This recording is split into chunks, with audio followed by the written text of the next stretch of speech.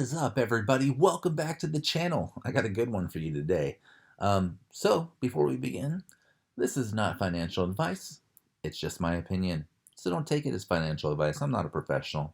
I'm just a guy on the internet with this opinion. While you're here, hit the like and subscribe buttons, guys. It really helps me out with the YouTube algorithm. Share the video. Hit the little notification bell. That way you get all my new updates and you can kind of follow along and join me on this journey. Let's get into it. The Motley Fool. Love this site. So guys, this is a pretty cool article I found. I'm going to kind of go over, the 5 reasons not to worry about another stock market crash. Because guess what? You're in the stocks. You're gonna have to go through a stock market crash at one point or another, right? It's just how it is, guys. It's part of the game. It's part of the experience. I'll say it like that. It's part of the experience. That makes it sound a little bit better. So let's see what their reasons are, guys, and we'll go over them, and I'll give you my opinions. Look at this guy. He's having a nightmare. Don't be this guy, okay? There's no reason to be this guy. So, number one, you'll lose money if you sell. So, your guys' money is paper money. It is not real money until you sell it, right? So, keep that in mind. This kills me every time I see someone say, "Oh, my stocks are down. I lost all this money." And it's like you really didn't lose the money because you don't have the money yet, right? If you sell, you've lost the money because, yeah, now the only way for you to get back in is to buy back in, and you only have what you left with, right? So, guys, one thing to consider when you're dealing, and this is just in general, this doesn't even have to do with the stock market crash. You only lose when you sell, okay? This is why Warren Buffett says you shouldn't buy a stock that you plan on selling anytime soon. You really just shouldn't, okay? So keep that in mind, guys, right? If you sell at a loss, that's your problem. You just burn the money, right? It's important that stocks, to remember that stocks do go up and down. Like, it's just part of the game, right? Set a time frame, right? Like, this is really cool. If you've invested for you should be investing for 5 or more years, really. Like, I don't really sell stocks too often, and the only time I really do it, guys, is when I'm playing like a SPAC play or something, where I'm like, oh, like Workhorse or like Highly in Red or like one of these plays, right? Where I know it's going to go up, and then I'm going to get in, get out, take my profits, and then I'm going to go buy the one thing that I actually want to hold, right? So keep that in mind. Although there are SPACs that I invest in where I'm like totally gung ho for them, like Workhorse is one, Highland's one, but that's just an example. So yeah, this is a good number one, guys. I like this. Number two, the best days of the stock market often follow the worst ones, right? So yeah, I mean, obviously, you've ever heard the old adage, "There's nowhere else to go but up." That's basically what the stock market is, right? I mean, there's nowhere else to go but up, right? You still own those stocks; they're owed to you, and as long as that company doesn't go up in flames, which is probably really hard for a lot of companies nowadays, you're pretty much solid, guys. You really don't have much, you really don't have anything to worry about at that point. So keep that in mind, right? Your best days are ahead of you. You really don't have to worry about anything. So yeah, so if you have a bad day, you're gonna have another good day. It's just the stock market historically continues to rise every year. Okay, keep that in mind. This is my favorite one of them all. It's an opportunity to buy more. So if you guys would go to a store, you wouldn't pass up a sell, right? Every time you guys look at stocks, if they're in the red, if they're in the dumps, don't be like, "Oh, I'm losing money. I'm losing money." Think like, "Oh, this is a perfect opportunity for me to buy more and increase, my position in the company."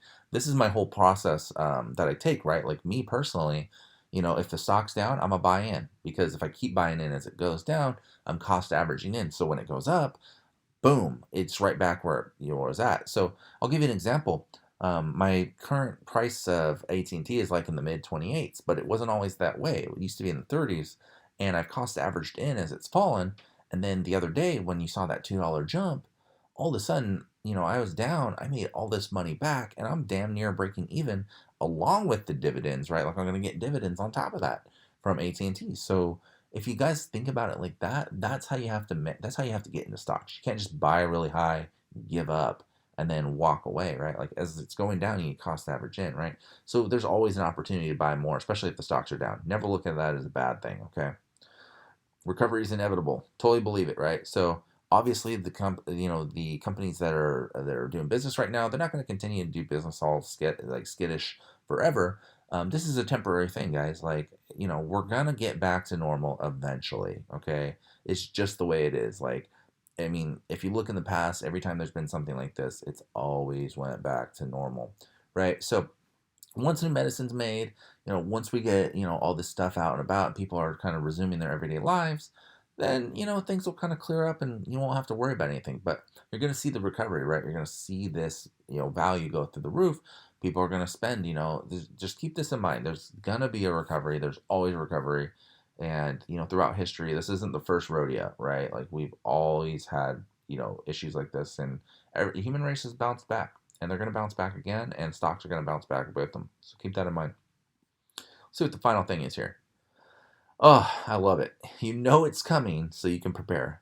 You should always have it in your head that there will eventually be a problem in the stock market. And the best way that you can fight that is to be with good companies that are, good for that do good business, have proven track records of going through the craziest times like these. And really, guys, I mean, if you look at it like that, and you have, this is why I'm a dividend investor, because I know that I'm going to get those dividends, for the most part. If like companies that are aristocrats, like they find ways to pay you, I'm gonna get those, those dividends. And it feels good to have that income, especially during really rough times.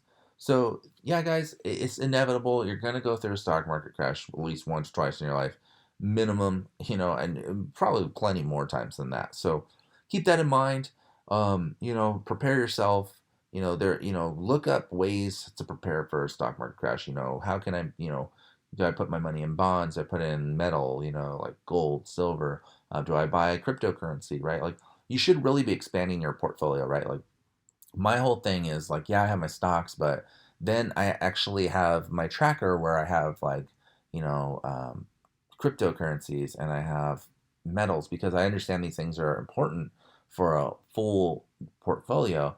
Now, I'm not going to go out and buy gold right now when it's at all time high, because it's dumb to buy it right now. You're supposed to buy gold when it's actually not needed, right? Like when there's times of like profit in the stock market and the stock market's doing good, that's when you buy the gold, because gold's going to be less than. When the stock market's doing bad, the gold's to the roof. I never understood why people buy it at that time. It's the dumbest time to buy it. But keep that in mind, right? Like cryptocurrencies, gold, silver, like these are things that diversify your portfolio even more.